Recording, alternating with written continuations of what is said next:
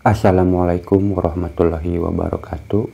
Kajian tasawuf kita kali ini masuk dalam tema ucapan tanpa perbuatan. Sebelum kita membahas tema ini, saya ingin menjelaskan lebih dahulu bahwa tasawuf atau ajaran tasawuf ini sebenarnya ditujukan kepada kita sebagai orang muslim atau orang yang merasa mengaku beragama Islam. Jadi tasawuf ini bukan untuk semua orang sebenarnya, hanya untuk orang yang merasa mengaku agama Islam. Beda kalau syariat Islam. Kalau ajaran-ajaran syariat Islam itu untuk semua orang, tetapi kalau tasawuf ini lebih cenderung ke orang yang mengaku beragama Islam. Jadi kalau kata teman saya itu adalah tasawuf itu mengislamkan orang Islam, seperti itu. Kenapa mesti ada tasawuf dan harus untuk orang Islam saja? Jadi tasawuf ini dianjurkan kepada kita sebagai orang Islam untuk mampu membuktikan kebenaran-kebenaran yang sudah ada di dalam ajaran syariat-syariat Islam. Karena yang selama ini kita tahu kan hanya kebanyakan dari teori-teori saja. Dan kita harus lebih meyakinkan bahwa apa yang dikatakan di ajaran syariat Islam itu, bahwa itu adalah sifatnya benar. Karena kalau tidak ada pembuktian, kita ini tidak akan mungkin lebih meyakini atau lebih yakin terhadap apa yang telah kita yakini. Misalnya saja tentang perkara sedekah saja. Kita hanya percaya saja bahwa ketika kita sedekah, satu sedekah atau ganjaran dari sedekah saja kan bisa berlipat ganda. Dan kita hanya bisa mempercayainya tanpa kita mau membuktikan kebenarannya. Apakah benar enggak ini bisa bertambah berlipat-lipat? Nah itu saja kita tidak mampu membuktikannya. Walaupun kita pernah memberikan sesuatu, tetapi kita belum menyadarinya, belum merasakannya.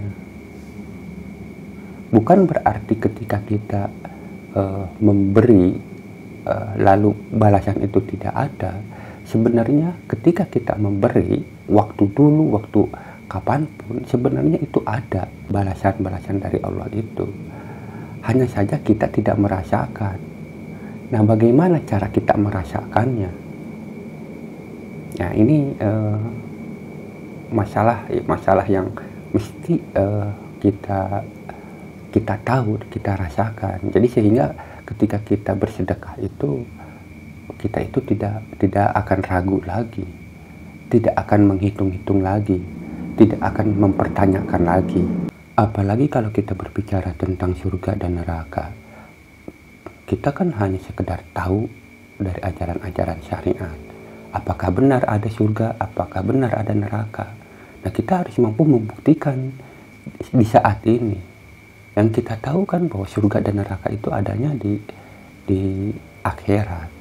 Padahal kalau kita gali, sebenarnya gambaran-gambaran atau cepritan-cepritan kenikmatan surga-surga itu bisa kita rasakan hari ini di dunia ini. Gambaran bahwa di suatu hari nanti di akhirat itu akan benar adanya. Begitu juga neraka. Jadi tasawuf itu benar-benar kita harus bisa membuktikan oleh diri kita sendiri. Jadi ajaran Islam, ajaran tasawuf itu berbeda dengan pengetahuan yang sifatnya lahiriah. Yang dimana lahiriah, pembuktian yang sifatnya lahiriah bisa diwakili oleh seseorang. Orang lain yang tidak mengalaminya bisa mengetahui, bisa meyakini dari hasil pembuktian dari orang lain. Tetapi kalau tasawuf, setiap manusia diwajibkan untuk mengalaminya. Karena ketika seseorang mengalami pembuktian dari hasil dari ajaran-ajaran tasawuf itu, ajaran-ajaran agama itu, belum tentu bisa dibenarkan oleh si orang lain. Karena ini sifatnya individual, harus kita bisa mengalami diri sendiri. Karena ini menyangkut pertanggungjawaban antara diri masing-masing. Jadi setiap diri kita harus bisa merasakan, harus bisa meyakini, tidak bisa diwakilkan. Nah jadi kalau tasawuf itu begitu kita, misalnya sekarang kita bercerita atau menceritakan tentang ajaran-ajaran tasawuf kepada teman-teman semua, lalu teman-teman semua itu tahu, mengerti dengan bahasa-bahasa yang kita sampaikan di sini. Setelah teman-teman mengetahui, hafal dengan apa yang kita bicarakan, itu bukan berarti teman-teman sudah bertasawuf, sekalipun teori-teorinya sudah paham. Karena teori-teori itu hanya sebatas hafalan saja, bukan dari hasil pengalaman. Maka yang lebih bagus adalah memahaminya dengan cara mengalaminya. Jadi ketika kita mengalaminya, ketika ada orang berbicara tasawuf, dalam bentuk, dalam kondisi, dalam teori apapun, kita bisa memahaminya. Maksud dari tujuan-tujuannya. Makanya kita akan mengerti. Kalau kita berbicara tasawuf, kan di sini tasawuf ada nama-namanya, jenis-jenisnya, ada tarekat Qadiriyah, Naqsabandiyah, dan semacam-macamnya. Ketika dia menjelaskan ajaran-ajaran tasawuf, maka teori-teori dan cara-cara penyampaiannya bisa berbeda-beda. Dan penghasil dari pengalamannya juga bisa berbeda-beda. Tetapi kalau kita mengalaminya, semuanya itu isinya itu, esensinya, substansinya itu pasti sama, tujuannya sama, intinya sama, ajaran-ajarannya sama. Hanya saja cara penyampaiannya atau cara melakukannya yang sedikit berbeda-beda, mungkin seperti itu. Jadi sekali lagi saya menekankan, mengajak kepada teman-teman bahwa satu, ajaran tasawuf ini ditujukan kepada orang-orang yang mengaku merasa orang Islam, harus bisa membuktikan kebenaran-kebenaran apa yang dikatakan oleh ajaran-ajaran syariat Islam. Pembuktian ini butuh pembuktian kebenarannya agar kita menjadi hakul yakin tentang apa-apa yang sudah kita yakini. Nah, sekarang kita lanjut tema hari ini, ucapan tanpa perbuatan.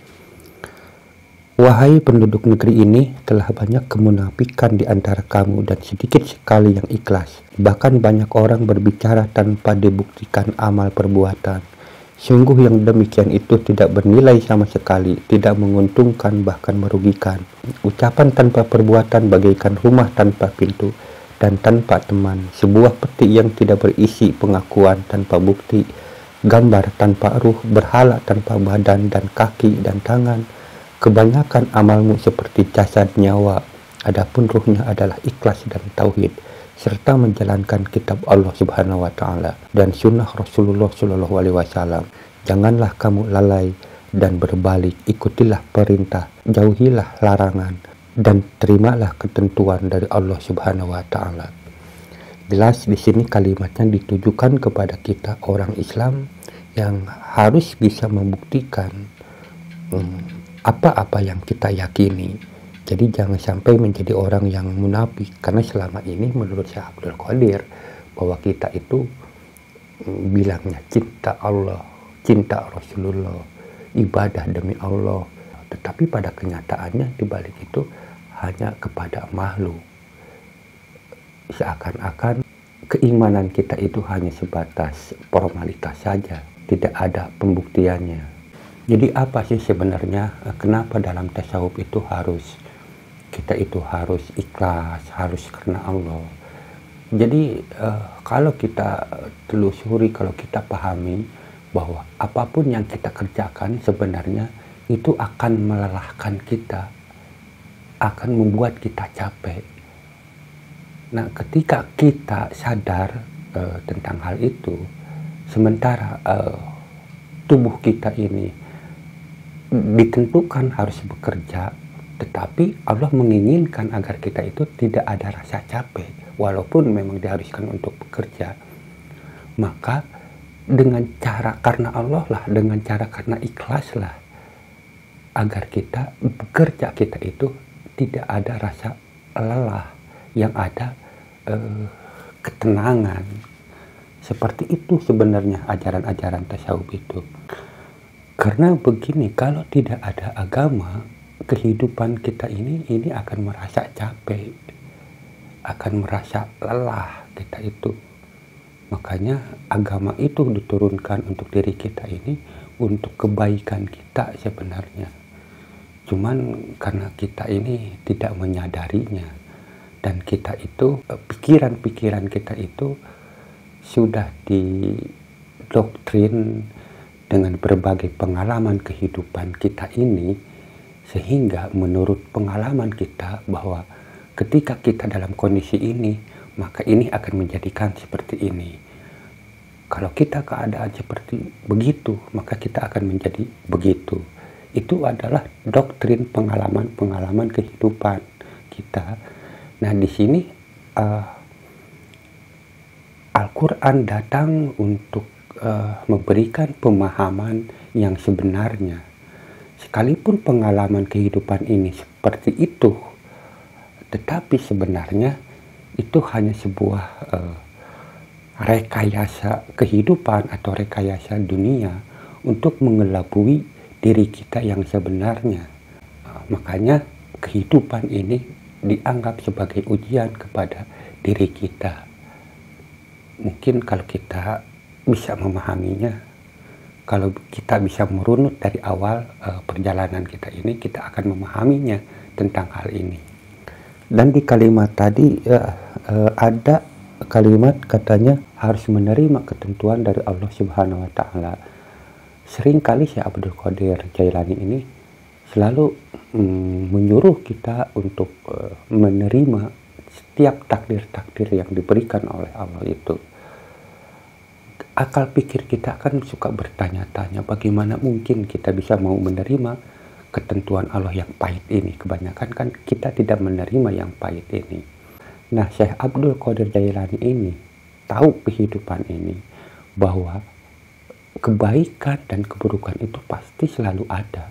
Dan semuanya itu akan melelahkan kita, akan membuat kita itu tidak nyaman, tidak tenang. Sekalipun takdir kebaikan yang ada, yang datang kepada diri kita, kita tidak akan bisa menikmati kebaikan itu kecuali dengan cara menerima dengan ikhlas. Apalagi jika takdir yang buruk yang datang. Jadi Syekh Abdul Qadir Jailani ini memberitahu kepada diri kita bahwa agar kita ini merasa tenang, merasa nyaman ketika kita mendapatkan ketentuan dari Allah dengan cara menerima, ikhlas, sabar. Seperti itu. Karena tidak ada sesuatu pun yang bisa membuat kita tenang, nyaman, bahagia, kecuali kita mau menerima apapun yang terjadi. Makanya Syekh Abdul Qadir Jailani ini selalu menyuruh untuk kita menerimalah semua takdir-takdir Allah, ketentuan-ketentuan Allah. Karena kalau kita tidak menerimanya, maka ketentuan itu akan menyakitkan kita. Jangankan yang buruk, yang baik saja kita tidak akan nyaman. Misalnya ketika kita mendapatkan anugerah saja, berupa uang saja, yang tadinya kita tidak punya uang, lalu dikasih uang, kita kan sering, aduh dapat segini, walaupun ucapannya bersyukur, di hati kita dapat segini, seandainya dapat lagi, tambah lagi. Ini sesuatu yang buruk, tidak menerimanya. Seandainya dia menerimanya dengan sabar, dengan ikhlas, dengan menerima yang sungguh-sungguh, maka pendapatan uang segitu itu akan dirasakan luar biasa kepada diri kita. Karena kita lah yang tidak menerimanya, maka di situ kebahagiaan itu menjadi kurang. Kita kan sering waktu tidak punya, ya dapat segini juga nggak apa-apa, giliran dikasih suka merasa kurang, dikasih lagi kurang lagi, selalu begitu. Nah, jadi kenikmatan-kenikmatan itu seharusnya kita rasakan dengan kesempurnaan, malah yang ada berkurang karena kita tidak menerimanya. Apalagi kalau soal yang keburukan itu tidak ada masalah sebenarnya. Kalau kita mau menerimanya dengan ikhlas. Saya pernah membuktikan terjadinya kecelakaan. Harta saya nggak punya, cuman itu-itu saja, hancur semuanya. Tetapi ketika menerima, dan inilah yang terjadi, sekalipun kita berusaha untuk menjaganya, ternyata jika Allah menghendakinya, yaitu semua dengan seketika bisa hilang.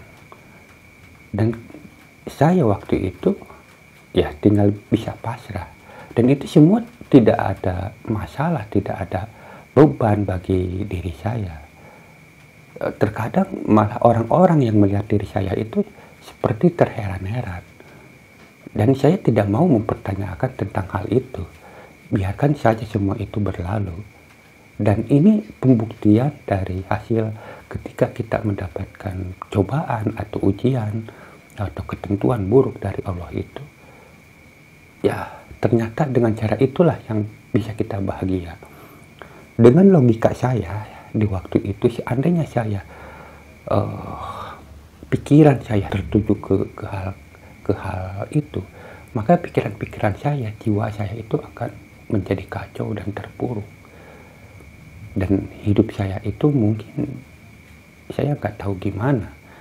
Secara akal saya itu mestinya ya gimana lah. Tetapi karena saya pasrah dengan semuanya itu, jadi seakan-akan lingkungan itu seperti keluarga. Itu yang lebih anehnya. Sekali lagi, secara logika, saya itu harus terpuruk dan saya harus tahu gimana. Tetapi karena ketika saya menerima keadaan seperti itu, yang anehnya itu lingkungan di sekitar kita itu seperti keluarga yang mau merangkul saya. Seperti itu. Dan itu sebenarnya teman-teman harus bisa merasakan juga tentang hal itu, harus bisa membuktikan.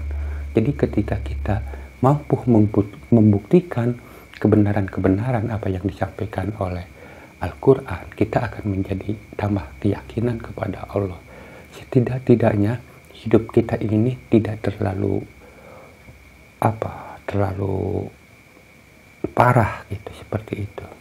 Dan katanya celaka kamu, rezeki itu telah dibagi, ia tidak bertambah dan tidak berkurang, ia tidak akan maju atau mundur. Kamu masih ragu dengan tanggungan Allah Subhanahu wa Ta'ala.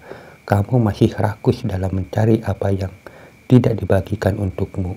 Kerakusanmu telah menghalangimu dari menghadiri majelis-majelis kebaikan dan mendatangi ulama. Kamu takut kalau keuntungan kamu berkurang dan pendapatanmu menurun. Ini kalau kita berbicara rezeki, berarti rezeki ini bukan sesuatu yang kita miliki.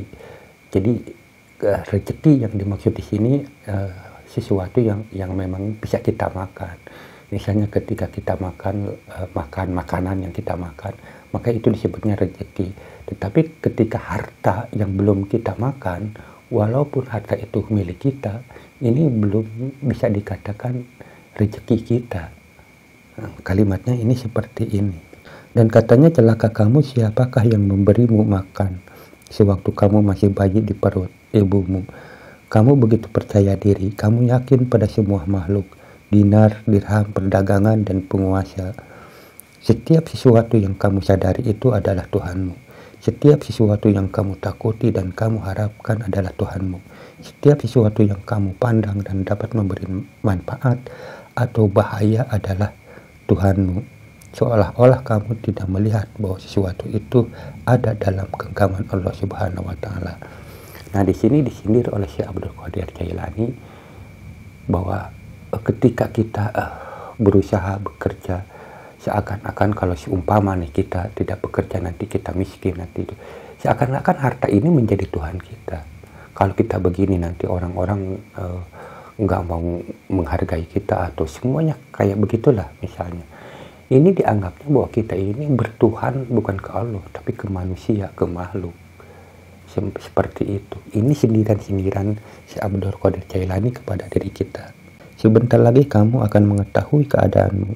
Allah Subhanahu wa Ta'ala akan mengambil telinga, mata, kekuatan, harta, dan segala sesuatu yang kamu yakini selain Allah Subhanahu wa Ta'ala. Dia akan memutuskan antara kamu dengan makhluk. Mereka akan marah kepadamu. Mereka akan mengikat kedua tanganmu, menghinamu, dan menutupi pintu dan menutup pintu di depanmu. Mereka akan mempermainkanmu dari pintu ke pintu dan tidak memberimu sedikit pun waktu sesuap nasi. Jika kamu meminta kepada Allah Subhanahu wa Ta'ala, tidak akan diberi. Kamu telah menyekutukan sesuatu dengannya. Kamu telah berpegang kepada selain Dia. Kamu telah mencari kenikmatannya dari selain Dia. Bahkan kamu telah menggunakannya untuk mendurhakainya. Jadi kalimat ini menegaskan kepada kita, katanya suatu hari nanti kamu akan merasakan akibat-akibat yang kamu lakukan. Ketika dahulu kamu hanya menyembah makhluk, hanya menghargai, hanya menuhankan makhluk-makhluk. Di waktu nanti katanya, makhluk-makhluk yang kamu anggap sebagai Tuhan itu malah akan mempertanyakan kepada diri kita. Bahkan anggota tubuh kita yang selama ini kita pakai bakal menyalahkan diri kita juga. Kita akan membutuhkan sesuatu di saat itu, dan sesuatu itu tidak akan memberikan lagi kepada diri kita, malah menyalahkan kita. Di situ hanya Allah yang bisa memberi sesuatu. Ketika kita memohon kepada Allah, Allah tidak akan mau memberikannya lagi. Ini dijelaskan oleh Syekh Abdul Qadir Jailani, diingatkan lagi oleh Syekh Abdul Qadir Jailani bahwa ini akan terjadi kepada diri kita nanti. Sungguh aku telah melihat banyak sekali orang yang semacam ini. Memang ada di antara mereka yang kemudian bertaubat.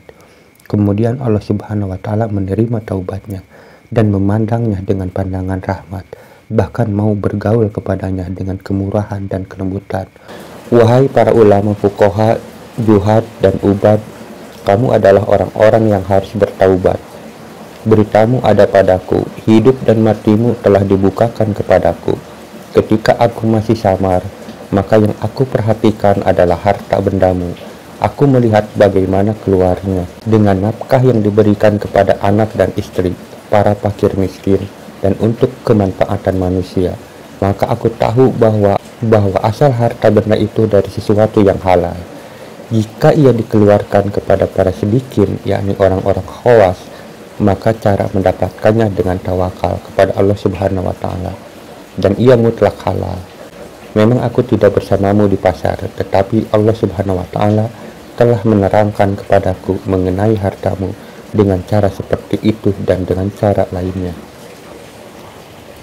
Ini Syekh Abdul Qadir Jailani mengingatkan kepada ulama fuqaha, juhad, ubad, katanya bahwa kita itu harus bertobat, katanya. Ini sangat luar biasa Syekh Abdul Qadir Jailani ini.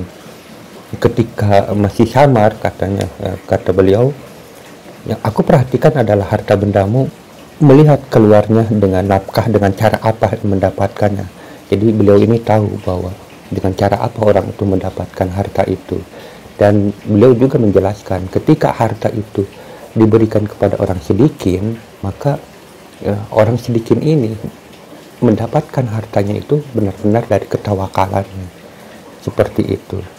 Ini kehebatan-kehebatan Syekh Abdul Qadir Jailani ketika Allah memberikan pengetahuan kepada Syekh Abdul Qadir Jailani tentang sesuatu apapun yang dia tidak ketahui, lalu Allah memberikannya sehingga dia tahu.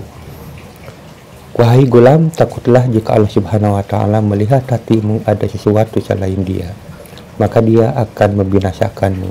Takutlah jika Dia melihat di hatimu ada perasaan takut atau harap kepada selain Dia. Sucikanlah hatimu dari selain Dia. Janganlah kamu melihat bahaya dan manfaat kecuali dari Dia. Kamu berada di rumahnya dan dalam jamuannya. Wahai gulam, wajah-wajah kebaikan yang kamu sukai itu dari cinta yang nakis atau kurang. Kamu masih selalu melihatnya. Cinta yang benar tidak pernah berubah. Kasih sayang Allah Subhanahu wa Ta'ala adalah yang kamu lihat dengan kedua mata hatimu. Itulah cinta para sidikin. Bukan sekedar cinta dengan keimanan, tetapi dengan keyakinan. Tabir yang menghalangi mata telah terbuka dan tersingkap oleh mata hati. Ya Allah, berilah kami rezeki berupa kasih sayang-Mu bersama ampunan dan keselamatan. Wahai gulam, jika kamu berpaling dari pintu makhluk dan menghadap ke pintu Khalik, berarti kamu telah keluar dari kebodohanmu. Mintalah akal dari Allah Subhanahu wa Ta'ala. Jika dunia datang kepada para wali Allah, mereka mengatakan, perintahkan dan tipulah selain kami. Kami telah mengenal kamu. Janganlah menguji kami. Kami telah mengetahui kepadamu. Jadi kalimat ini menjelaskan, katanya ketika harta datang kepada seorang wali, seorang kekasih Allah, si kekasih Allah itu akan mengatakan, janganlah engkau menguji aku, karena aku itu sudah tahu siapa kamu. Jadi seorang wali ini tahu bahwa harta ini sebenarnya menipu. Sekalipun menurut kita ini bahwa harta ini akan membuat kita bahagia, karena kita meyakini bahwa harta ini akan membuat bahagia itu karena dari pengalaman awal kita, pengalaman hidup kita. Ketika kita belum mengetahui, mengenal Allah, nah yang disodorkan itu adalah pengalaman-pengalaman kehidupan, yang dimana waktu itu kita hanya membutuhkan lahiriah saja. Nah dengan lahiriah inilah harta ini menguasai pikiran-pikiran kita, bahkan masuk ke alam bawah sadar kita. Hanya hartalah yang bisa memberikan manfaat kepada diri kita.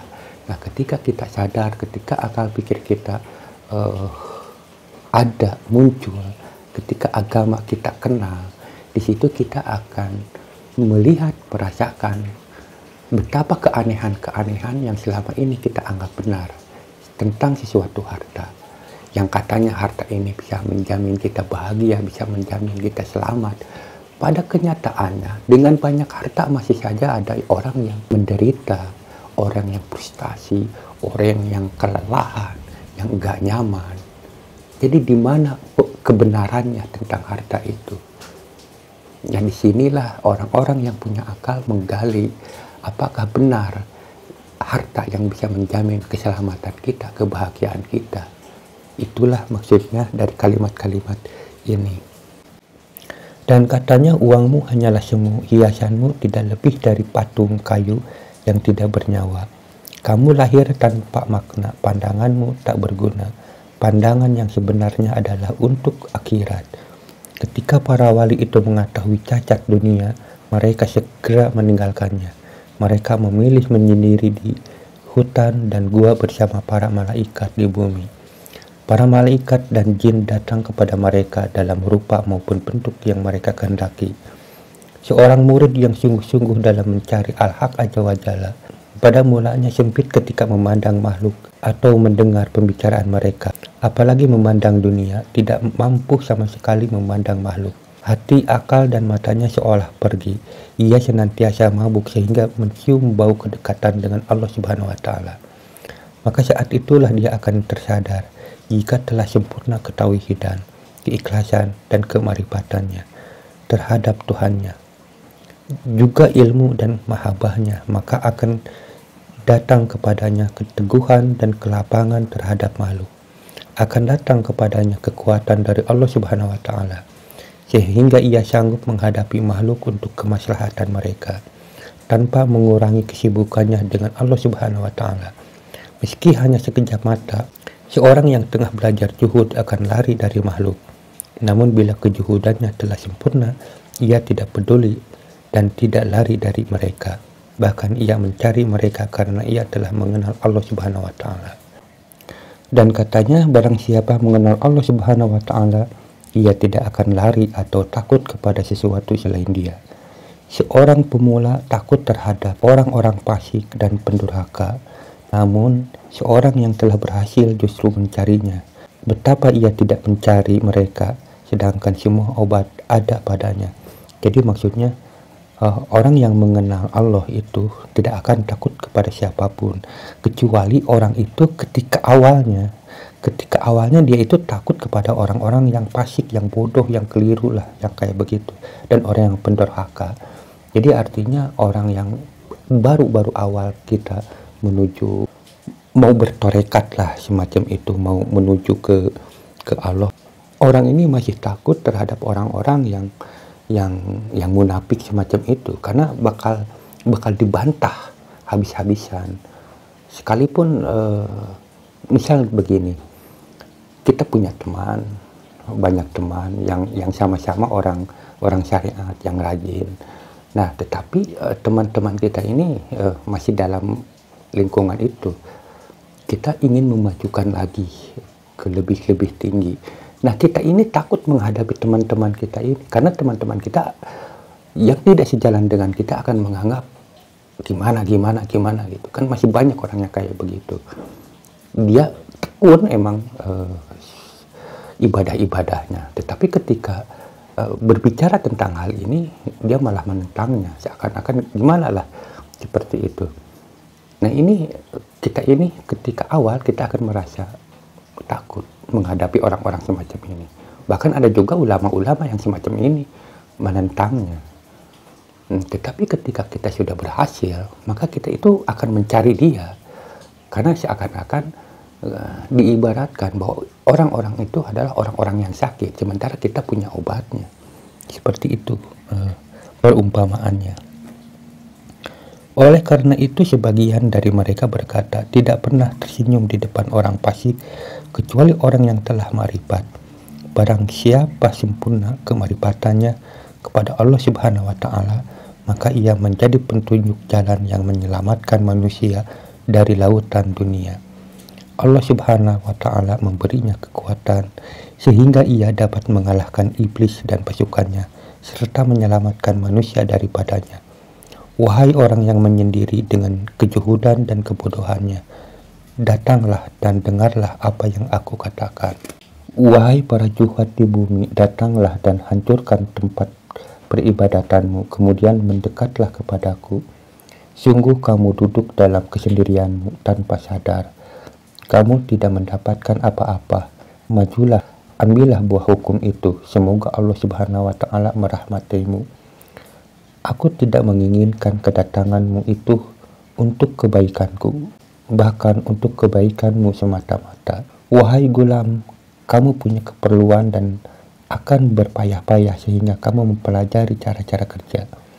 Kamu itu membangun sekaligus menghancurkannya 1000 kali, sehingga kamu mengokohkannya dan tidak dapat dirobohkan. Kamu sibuk untuk membangun dan membinasakan, sedang Allah Subhanahu wa Ta'ala akan membangunkan untukmu sesuatu yang tidak akan binasa. Wahai gulam, kapan kamu akan berpikir? Kapan kamu akan mendapatkan sesuatu yang kamu tunjukkan? Ikutilah para pendiri Al-Haq Azza wa Jalla. Jika kamu bertemu dengan mereka, layanilah mereka dengan diri dan hatimu. Di kalimat ini ada katanya, kamu sibuk untuk membangun dan membinasakan, sedangkan Allah Subhanahu wa Ta'ala akan membangunkan untukmu sesuatu yang tidak akan binasa. Jadi artinya kita ketika hidup itu selalu mengejar sesuatu yang menurut kita ini akan membahagiakan kita selama-lamanya, padahal ternyata itu akan binasa. Nah, yang kita tahu bahwa itu akan binasa, tapi kita kejar lagi, lalu binasa lagi. Sekalipun kita tahu tentang hal ini, kita selalu terus-terusan mengejar hal itu. Nah, padahal sebenarnya Allah itu sedang membangun sesuatu yang tidak akan binasa. Baik itu yang sifatnya surga, yang neraka, seperti itu. Nah, ketika kita berada di tempat yang salah, maka kita akan masuk ke neraka. Dan neraka itulah tempat tinggal kita yang tidak akan binasa menurut Syekh Abdul Qadir Jailani itu. Jadi kita tidak mau berpikir suatu hari nanti kita akan berada di mana, dan di tempat itulah yang akan kita tempati selama-lamanya. Itu yang harus kita pikirkan. Dan katanya, celakalah kamu duduk di tempat peribadatanmu, tetapi hatimu berada di rumah makhluk, menanti kedatangan mereka. Waktumu hilang sia-sia. Kamu memiliki wujud tanpa makna. Janganlah kamu menyediakan untuk dirimu sesuatu yang Allah tidak menyediakan untuknya. Bagaimanapun juga kamu dan seluruh makhluk tidak akan mampu menyediakannya. Jika Allah Subhanahu wa Ta'ala menghendaki untuk sesuatu, maka Allah akan menyiapkan untuknya. Jika kamu tidak mempunyai batin yang lurus dan hati yang suci dari selain Allah Subhanahu wa Ta'ala, maka khalawatmu tidak akan berguna bagimu. Ya Allah, berilah kami manfaat dari apa yang kami katakan, dan berilah pula manfaat bagi mereka atas apa yang mereka dengar dariku. Di kalimat ini Syekh Abdul Qadir mengatakan, janganlah kamu menyediakan untuk dirimu sesuatu yang Allah tidak menyediakan untuknya. Bagaimanapun juga, kamu dan seluruh makhluk tidak akan mampu menyediakannya. Artinya kita ini jangan menyediakan sesuatu yang belum tentu akan terjadi. Jadi seperti kita ini, misalnya kita di rumah nih, kita ini sedang menanti kehadiran seseorang atau siapapun itu. Nah, kita itu jangan menyediakan waktu itu untuk seperti itu. Waktu untuk sesuatu yang belum tentu terjadi. Justru waktu yang ada itu semestinya kita sediakan untuk diri kita bersama Allah. Jadi kita harus bisa manfaatkan waktu yang memang ada itu, ya harus dengan Allah. Karena itulah sesuatu memang yang ada itu. Tetapi ketika kita di kondisi seperti itu, misalnya yang tadi saya katakan, kita mengharapkan kedatangan atau mengharapkan sesuatu itu yang memang sesuatu itu belum tentu terjadi, kecuali jika Allah menghendakinya. Nah, di kalimat ini kata Syekh Abdul Qadir, kita ini jangan melakukan atau jangan menyediakan sesuatu yang tidak disediakan oleh Allah. Jadi maksudnya tidak disediakan itu yang belum tentu Allah itu menyediakan untuk hal itu. Justru waktu itu yang ada ya untuk kita dengan Allah. Itu kita harus bisa memanfaatkan hal itu. Semoga kajian ini bisa bermanfaat. Assalamualaikum warahmatullahi wabarakatuh.